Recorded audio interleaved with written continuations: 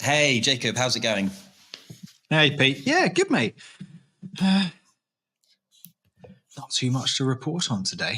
In reality, I've had some headspace this week, which has been really nice, getting into kind of deep kind of strategy work and things. So, yeah, it's good. How are you going? No, yeah, really good. Enjoying kind of what we're working on at the moment. As you're aware, we're obviously we're still working on a couple of big pitches, which has been really fun to kind of get our head around some of the things that people were trying to solve. Just today, we had a call with a client about something new they want to build, and yeah, things have been busy, which has been good. And then also the weather's obviously starting to pick up, which is nice. So we kind of get out more, have some barbecues. It still seems to be hit and miss what the weather's doing, but we're getting there. Yeah, hey ho. I always look at your setup and keep thinking I need to get on top of my blooming technical issues to have a bit more of a better kind of setup next week. I'll have it under wraps for sure. What we talk about today, Pete? What are we running through? The other thing that's worth noting is we have pretty much run out of copies of the Digital Community Leaders Survey. So have I even got one? I've got one here. So I've got probably in my possession 4 left. I think you've got 5 at your place. Yep. But there's not that many left because we've given out so many, and we got a lot of these printed. So we've been working on the new version of that, which has a bunch of extra content and a new design on the front cover and the back cover. And that is now with some people who can spell better than you and I to proofread. And hopefully we'll get that back soon and kind of get it sent off to print. So I'm excited to get that back out the door as well.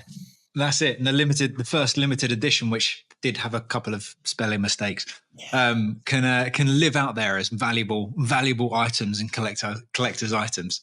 But no, it's going to be good. So this is our 10th Platforming Community Live. We made it to number 10. It's good. So the plan is to keep going until August. We're going to take August off and then kind of regroup for September, because August, I'm away, you're away. Let's be honest, everyone's away in August, aren't they? So we're gonna crack on through to then. So as a special, what we've got a Q&A. So we asked on LinkedIn, and I asked in a few of the community kind of groups I'm in for some questions for you and I. You've only just had sight of these fairly recently, so these are going to be fairly fresh in your mind. But we're going to run through these questions and we're going to give them as best of answers as we can. Sound good? Cracking. Yeah, let's go. Cool. So the first one is, what is your favorite community group? And that was asked by Ryan. So I'll jump in and then I'll let you take over. So feel like I'm in all of them. I'm in a lot of community manager groups with community leaders and various nuts. But the ones that I get most value out of are On Common, which is a Slack group community run by the team at Common Room. The community, which is kind of an invite-only, again, Slack group. That's probably where I spend most of my time inputting and kind of reading. And then the largest one I'm in is CMX. So that's obviously run by the folk at CMX who ran the summit, which is the conference I went to over in California. And then the smallest one I go to, but kind of the most intentional one, is Community Pros of London. So they do have a Slack group, but more often than not, it's their kind of have the biggest impact for me. Do you have anything else you want to add to the list? But community groups. These are community heads who are getting together to discuss community. Yeah, absolutely. Yeah, from that side of things. I mean, other than Fabric in London, which is more of a it is a community, but a co-working space for communityers. Yes. Yeah. From that sort of things. No, I think like the uncommon, and obviously you spoke about community. I mean, all the ones that you ran through are kind of the top of the list, but I'd tag in Fabric into that, I think, as well. Yeah. Who's our contact at Fabric? Who's the She's just left. I've forgotten her name. She was on a contract to get stuff up and running. I've literally forgotten her name, but she came along to our dinner. So Jacob and I we run a dinner called the Community Leaders Dinner Club. So once every 6 to 8 weeks-ish, we kind of host a dinner in London, which is really fun. So the last one we ran was earlier in June or late May, which was a load of fun. Late May, we had 21st of May. Yeah, we had community leaders from all over London kind of meet and gather. We had the head of community from TikTok, Joe, join us, kind of share what's going on at TikTok. And it was tons of fun. Next question. To be fair, I mean, that is quite a fun community. Yeah, for sure. Other things we probably should highlight that actually, that the digital community leaders dinners, particularly just where community minded people come to get together to chat about community, and it is quite nice. That one, I'd say that's probably one of my faves from a like connection perspective, intentionality. And actually getting to really spend time with people as well as chat through ideas and stuff. But yeah, okay, nice one. Next question. I'll ask the next question to you, and then you can ask it back to me. So, Jacob, how did you get involved in kind of community world? Oh, so I mean, community world. It depends how deep you can go on that. I mean, you and I, we've spoken about before, within a lot of what we do has similarities to hospitality and things like that. And community world can echo right the way back into you're a kid with preschool and extracurricular activities and things like that. I think my heart for community stems from my sort of growth and community connections personally within the church.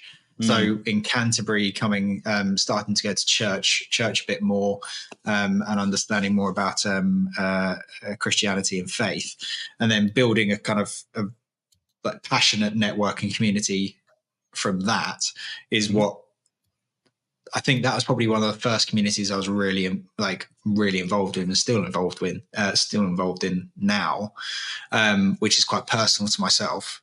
But then that human interaction engagement side of things is what really interests me professionally. So being a product designer and product strategist and UX designer, I don't know, whatever you want to call it, is people always talking about what the correct term is for it. It actually doesn't really matter. It matters to the client you're speaking to. So anyway, so really interested in the in how people engage in online platforms and digital platforms. Not necessarily just community, but across the board. But community is very interesting because it is so emotional. And from that side of things. So to understand how you can best engage people and connect people with reasons why they're there and the passions that they have, as well as sort of bringing in, I love sort of from a business strategy perspective, understanding how businesses can use community to grow and be supported and engage. It kind of a natural progression through my career as a designer and UX sort of designer and things like that, really. Nice. What about you, Pete? I recently gave a little bit of a history of kind of my career and my life at our last kind of team all get together. So we all met in a big old house in Hampshire. And I kind of, when I was planning that, I kind of put my mind back and was like, when was the first time I experienced like community, but maybe in a digital way? And it was 2005. I was part of a community called Gizmondo Forums. It was a really niche kind of hardware gaming product. It wasn't very successful, but I was really invested in that community. And I remember kind of coming home from school, jumping online and chatting to people. And I've still got friends from that community that I like really kind of still talk to these days. And I remember being really invested in that. And I think I remember kind of going through childhood, having a very small kind of close-knit group of friends. But it was only when I hit kind of my later teens where I started finding friends outside of school context and different communities, whether that was football or whether that was similar to you, like a church community and whatnot it was. I remember just being like opened up to this world of I can have these different kind of communities that I'm involved in. And then I think as I then got more involved in those groups, that kind of opened my eyes to, okay, well, what does it take to like help run these communities? And then I think very quickly when you start to run something like a business, which ultimately has community involved around it, I think I was involved. But the big turning point from going, okay, I like being involved in communities, and I like running a business, and I like kind of the community elements of that. One of the big turning points for me was in the pandemic, when we looked at our roster of kind of clients and we went, which ones are we really enjoying working with? And it was those who were building community or membership kind of platforms, where we were like, hold on, wait, these are the ones we're loving working with. Let's focus on that. And that's when as the business was growing, I was able to kind of take my hands off the wheel a little bit, kind of give responsibility over to various folk in the team and go, right, I'm going to learn everything I need to learn about community management. And that's kind of where my involvement with folk like Uncommon, CMX, starting the dinner clubs, writing the book, all of that kind of stuff kind of got involved in, because I was like, I need to immerse myself in that world. So that's kind of how I ended up where I am now. And I love the fact that when I go into a community managers event, whether it's CMX, something big like CMX, something smaller like a dinner, I feel like I have enough exposure and experience of community management where I can get stuck in without feeling like I'm just there by accident, which is really nice. It feels good. Cool. Go on. Next question. Next question? You ask it. Go on. I'll let you go for it. Hang on. Let me see if I can find the document. Bear with. I love this one. If you were starting a community outside of your job, what would you start? Okay. I really do like football. So I liked football a bit as a kid, but as I get older, the more and more I like football. And I think for me, I would really love to run a 1 year league. I think it'd be really fun. I love the concept and the mechanics of running a competitive football league. And I think that would be something that I would love to have a go at. It doesn't make sense. Financially, it doesn't make sense. I think it'd actually be incredibly stressful, but I love the concept of something competitive and sport related. And I love the way kind of football bridges the gap between lots of things like culture, age, gender, all those kind of things. So I think that would be like a dream project for me, is getting stuck in like a 1 year football league. You? No. No, I'm just noticing in this. Is my face flashing? You look great. I look again. It just goes back to that technical setup, doesn't it? I mean, maybe I need something.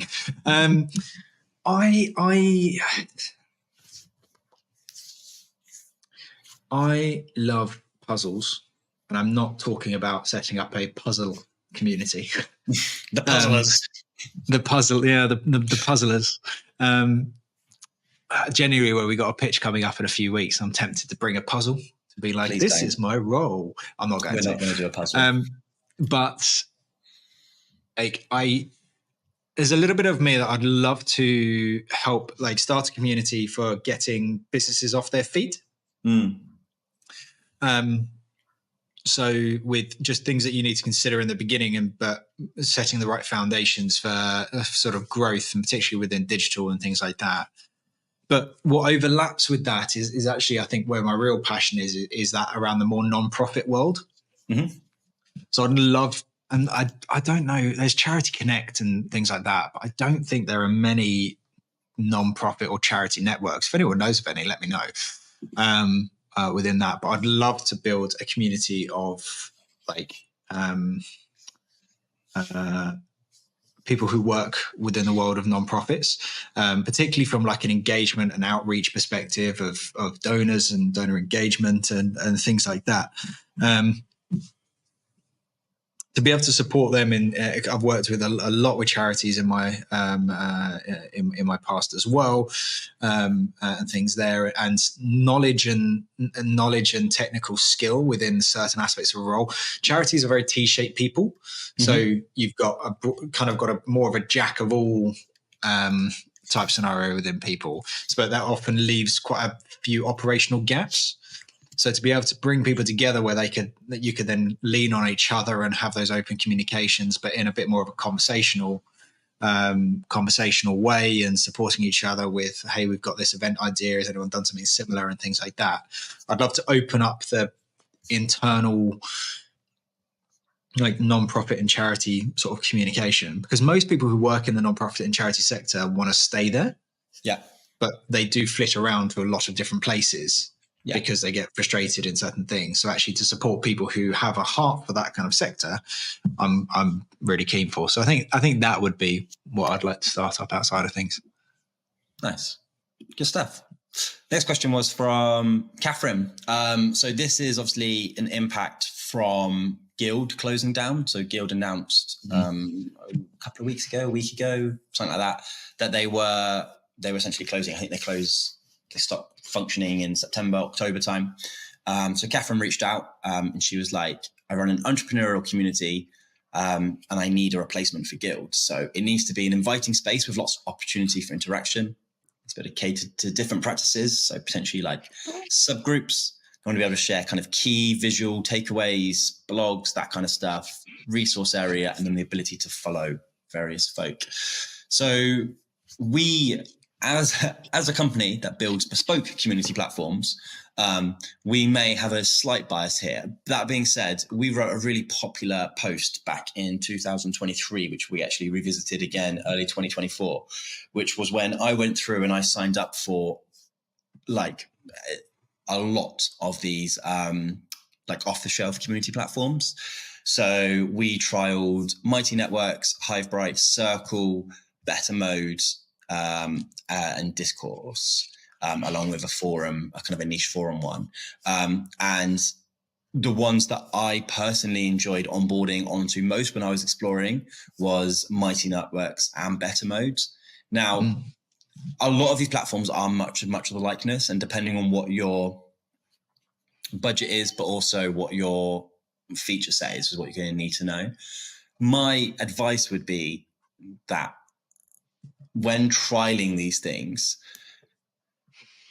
onboarding does take quite a while. Like if you were to explore all of these in depth over a few days, that is going to take quite a while. My advice would be to create a list of all of like the most common ones. If you're looking for something off the shelf that you want to pay monthly for, filtering, making sure you can afford them to start with, making sure the pricing model fits yours. Check with your like top 3 features. Does it have this? Does it have that? Does it have that? Great. Keep it in. That should narrow you down to 3. I would then set aside a day for each of those and start setting it up, and you'll quite quickly find out, oh, I don't like that this does this. And it might be something as simple as I can't change the homepage, or I don't like the fact that I can't have my own domain name. I have to have, something.com/name of community. It could be whatever it is you might really grate against you, but you're probably not going to know that until you know that.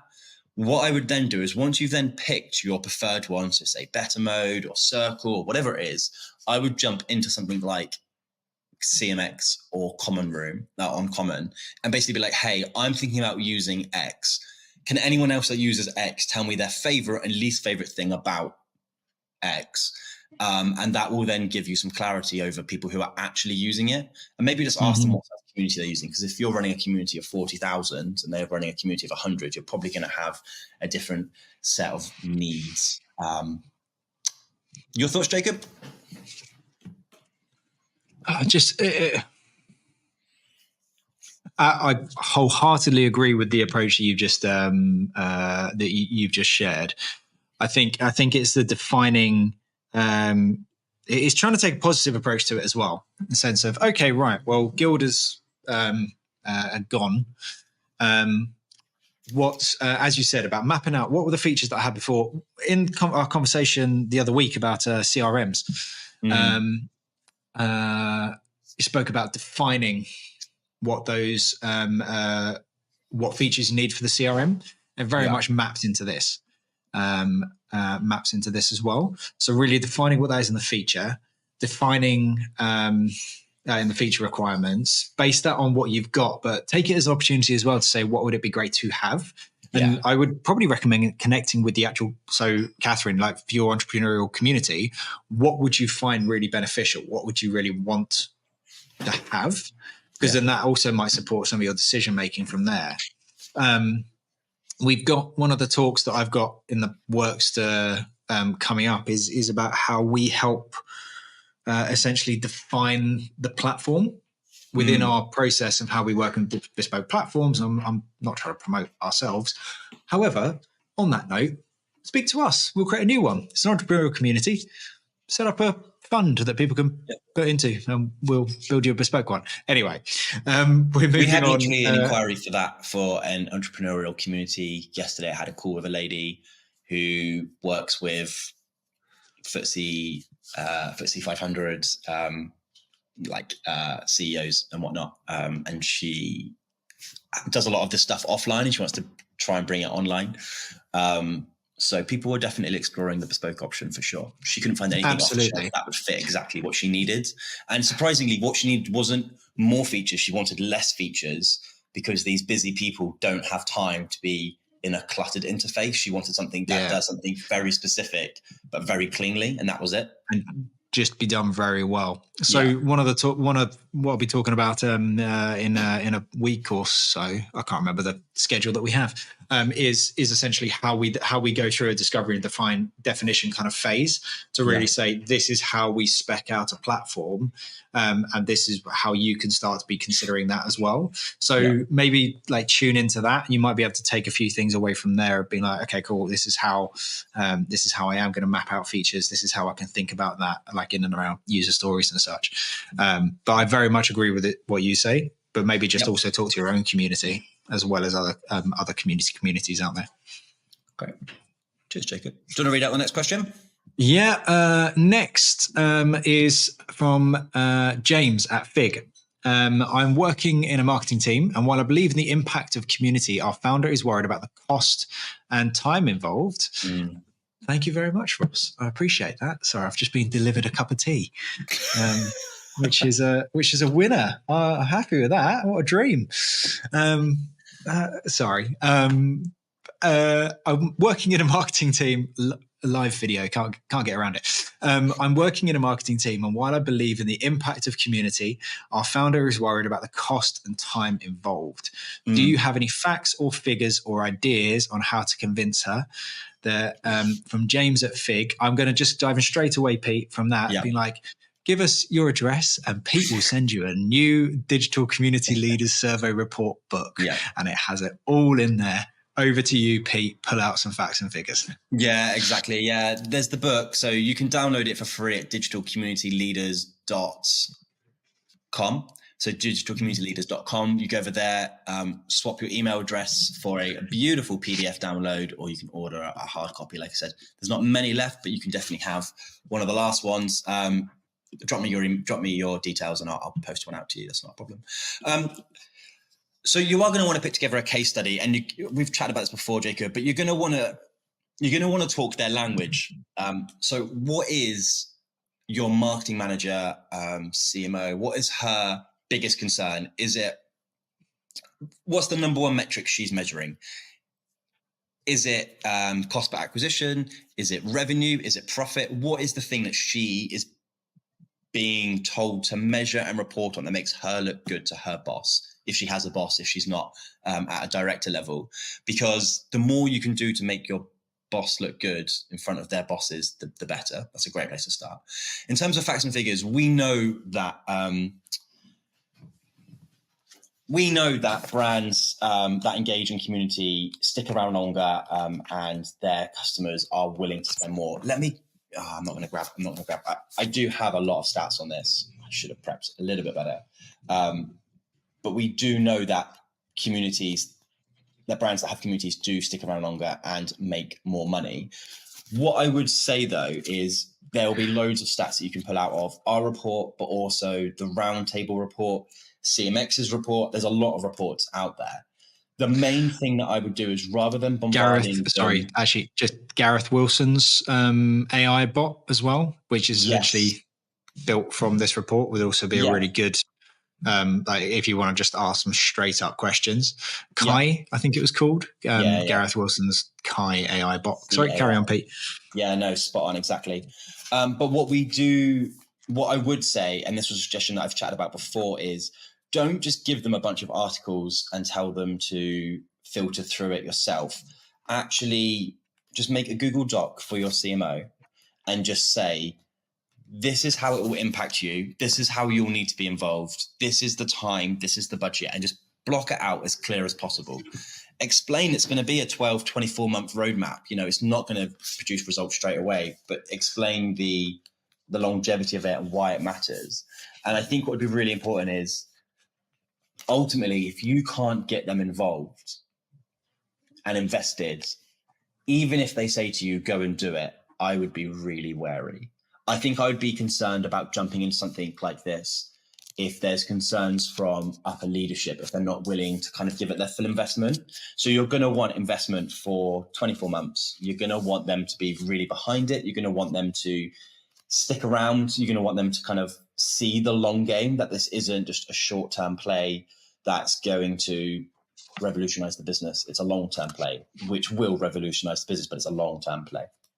Jacob? Retention is just the biggest thing that the impact communities have for a brand.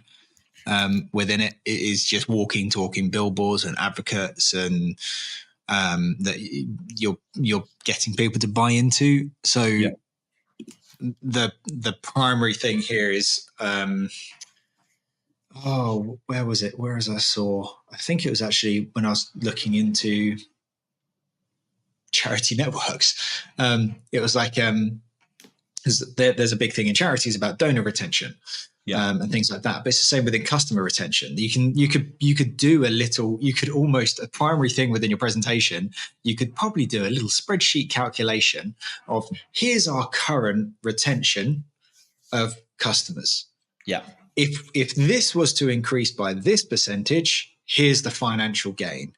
If this was to increase by this percentage, here's the financial gain. And just that as a key item, but in terms of the actual facts and figures to pull out now, I can't give those. But Pete's absolutely right. I've got some. Having a look through. Yeah, exactly. So 51% of Gen Z say that they, Gen Z, would ensure that a brand's values align with their own, and community is a fantastic way of showcasing your values.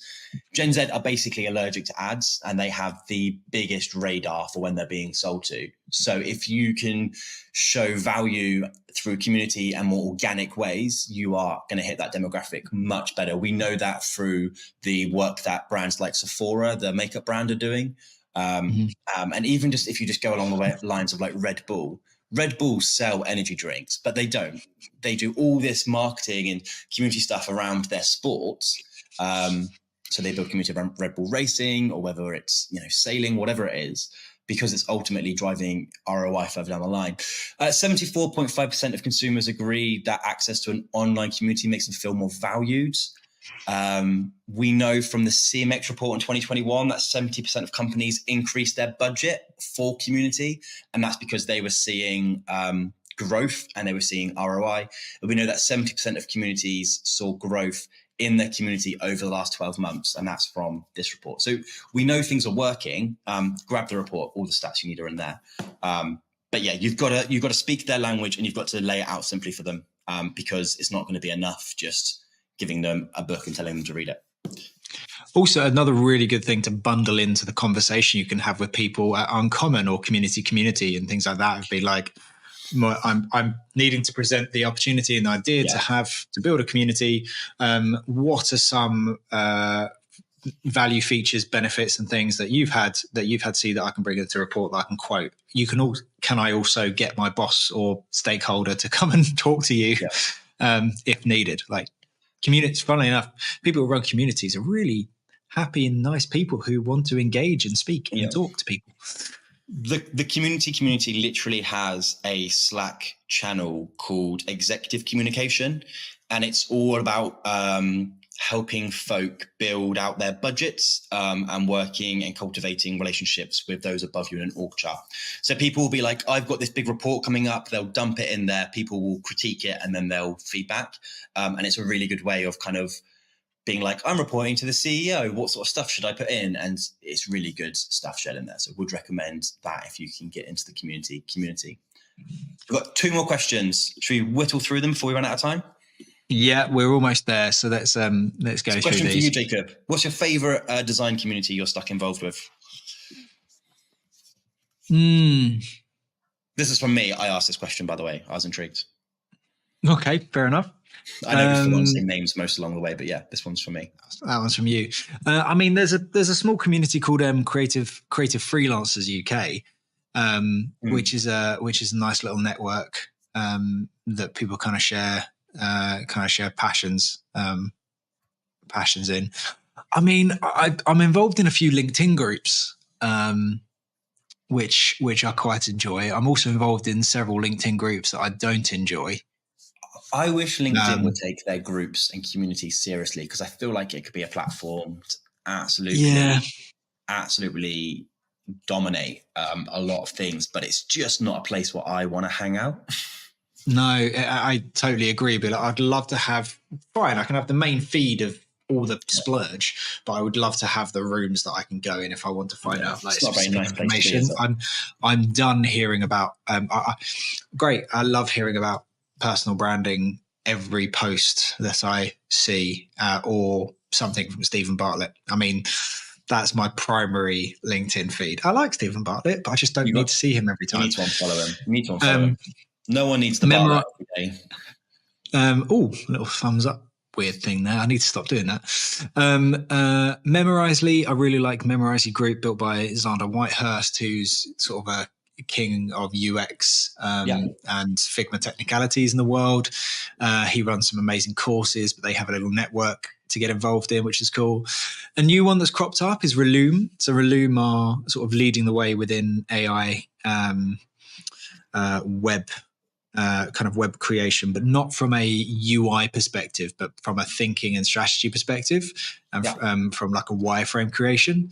They've got a nice little Slack community bolted on to there where you can have kind of input and feedback in. I'm just sharing with the founders the other day just about what they do. We'd actually been doing before they did it from the AI perspective, and here's what we'd love to see, things like that. And Dan was straight in of being like, oh, that's great. We're actually looking at working on this feature here at the moment, but this is really interesting how you can approach that and stuff, which is really nice. So yeah, that, and then just a general network. I mentor a few designers in and around Bournemouth. We have a speakeasy event in and around Bournemouth as well, which is kind of like the creatives hub coming together every quarter to have a bit of a knees up and catch up, which is always fun. So yeah, nice. Fab. That's good fun. Good stuff. And I think final question for yourself, Pete, if we've got a moment. Oh, this might be a bigger one. Okay, top 3 things you learned from CMX when you went out CMX. This is from James. Okay, so CMX was great. We probably should do a longer video on CMX, really, because I saw a lot of fantastic people share and kind of share their expertise. But 3, okay. 3 things. Where should we go with this? We can do 1 and then come back to it in another video. There's so much. It was also a little while ago. So one of my favorite things that was said was Katrina from Microsoft. She said that she believes that AI isn't the answer to community managers' problems, but it does help them make them superhuman. But you need the human there still. And I think because I'd spent the 2 days before CMX at a tech startup conference where every other word out of every other Silicon Valley person's mouth was the word AI, it was really refreshing to hear someone be like, actually, we still need humans. AI just helps make them work faster. And I saw this lovely thing actually, which was, why are we using AI to do all of the fun stuff like writing and video editing and photo editing, and not the boring stuff like washing up or working out how much laundry detergent should go into our washing machine? Like, that's the sort of stuff that I want AI to deal with, like booking a plumber. I don't want AI to do the fun stuff that I actually did enjoy doing. And I think she was saying we don't need AI to replace the human element. What we need AI to do the boring stuff that community managers don't want to be doing, like their reporting. So that was really fun. But let's do a longer episode on CMX. And I'll nice and gather that. I love that. That's it. This cool. was fun. Well, We should do more Q&As. I agree. Maybe we could do it every 10 episodes or something, or that might be a bit of a push. Anyway, but if there are any other questions or anything we didn't touch upon, or there's something that inspired a question, things like that, I definitely think people should message in. Yeah, for sure. Drop us a message. Yeah, like that. Drop me a message at pete@steadfastcollective.com, or drop me a message on LinkedIn, and we'll put your question in for the next one. And yeah, if we didn't get around to your question, I'm sorry. We'll add it onto the list for next time. But yeah, thanks for joining us. Amazing. Sorry we overran a little bit, but these things happen. Jacob, enjoy your tea, and I will see you next week.